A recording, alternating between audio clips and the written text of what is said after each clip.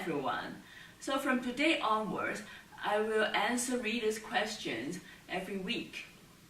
I hope that this will help you as a student or a teacher or even parent to improve your playing or your teaching or your child's playing. So let's get started. Now today's question is, how do I not get tired after 30 minutes of practicing? This is a very good question. I think a lot of people have that question, that they feel really tired after extensive period of practicing, whether it be 30 minutes or an hour. So it's a very common question. Now, I'd like to explain what exactly technique is and how does that relate to helping us to be less tired. Now, I think a lot of people, when we talk about technique, they will think about all these like technical exercises they have practiced, when they're younger. For example, Hanen, Czerny, or maybe Berkmüller, or that kind of exercises.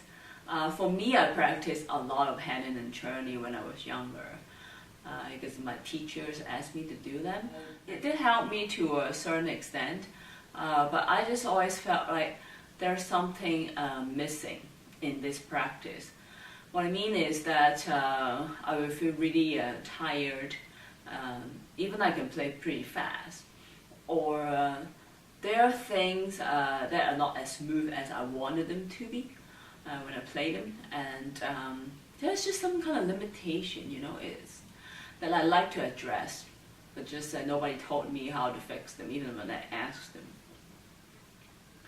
So if you have read my posts or watched my videos or even my book, Piano Freedom, or the Technique Transformation Exercise book, you understand that I had that problem and I encountered and solved that problem by reading 2 books and practicing some exercises from one of the books. So I just want to tell you guys that it's really effective, and you're really welcome to try them. So the Technique Transformation book especially. But I want to tell you how exactly it works, because when we think about playing, when we want to improve our playing, we just think that, if we practice many times, we'll get it. It's kind of like either you get it or not, which is really not true. Think about teachers sometimes tell you to have your fingers stand really straight or just knuckles out and things like that, that is part of a technique, so use your fingertips, the round part, the flashy part, instead of really narrow part that your fingernails are touching the keys, because you will hear some cracking noise when you play them like that. So you want to be actually a bit slanted, and all the knuckles here are out. So these 2 knuckles here, and then this knuckle here. Okay, this knuckle is the knuckle that connects the palm and the finger. So this is very important, because I see a lot of people do this and create a lot of tension all the way here, from the palm to the front of the forearm. And that's why a lot of people have tension here. They will feel really sore after practicing, and this is the part that they feel really sore the first. So if you have more of the palm support, the hand grip I call, use the palm muscle instead of just letting the fingers doing their own work. That will already help a lot. And then so keep it round a little bit and a little bit slanted like this, and just when you play, your wrist is, we call it supple, so kind of flexible, bouncy, so it doesn't like goes down and then it doesn't come back up, or like you just keep going up and then like you pull your fingers away from the keyboard, which is unnecessary. What you do is just like kind of bounce when you play, and then the wrist will go down in the same time, and then when you release, the wrist will go back up and then kind of like parallel, and then when it's like this, you want to pick it up and then just pick up like a little bit, just a little bit, not like whoa, because when you do that, what happens is that you're using way more energy than you have to. So when you use so much more energy each time you pick it up or you press, then think about how long a piece we have to play as pianists, then eventually you're using way much more energy than you have to, and that creates a lot of tension, and then it will lead to exhaustion. So small things add up here and there. So that's why we have to work on palm grip, and then the wrist, and then the forearm, because there's like two sets of the muscle. Then you can actually use them alternately. One muscle tense and the other relax, and vice versa. So then you have two sets of muscles to use instead of just one.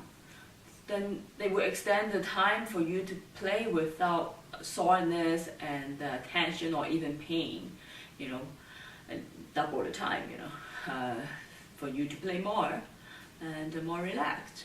So, but that's just the beginning, of the technique. Of course, there are all this like rotation that you can do to connect and to like transfer energy from one note to another.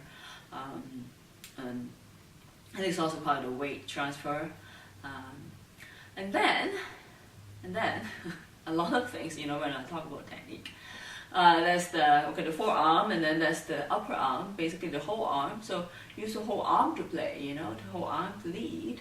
And then there will be our upper torso, because the upper arm, the whole arm is connected to, our upper torso with the shoulder. Some people, when they play something dramatic, or when they get to crescendo, the shoulder keeps shrugging up and up and up, and then that creates a lot of tension in the shoulder.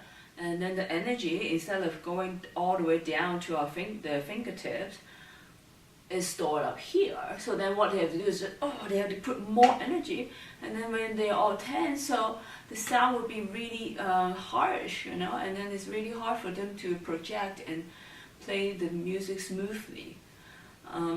So we should like relax, and then just put all the weight into the key instead of like storing up here. And that requires a lot of awareness in our body, using our upper torso, and of course the lower body as well. So the feet can support us when we move, and then also for the weight transfer. All these are like all in one. You can just think, okay, finger moving, so that's it. Think about exercises like walking or running. When you think about, if I asked you which part of our body do we use? So if I asked you which part of our body do we use when we run, you're like, well, we use the whole body, right? You wouldn't say just the feet. But a lot of people, when they think about playing piano, they just think, fingers, which is entirely untrue, everything is connected. So where does the energy come from, when we play? Of course, from the body, because we eat and then we generate energy through the body. So all the energy comes all the way and then down into the keys, through the fingertips. And then so it's very important knowing, how to control your palms, your arms, your body. That really helps a lot. I think a lot of teachers in the old days, I hope, they would say, don't move around, sit still.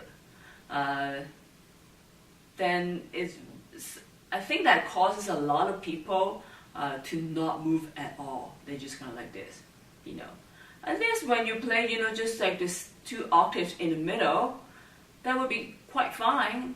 But there's like the whole keyboard that we have to travel, back and forth, low and high. If we just do this, well, how do we play here? Or how do we play here? So you can just like this, So of course there's like some, minute or small movement. Not like whoa, if it's like too much of a movement, that will really distract us from playing. We might even make a lot of mistakes, but it's like a smooth adjustment and small adjustment, instead of like big, irregular, and abrupt movement that we are looking for.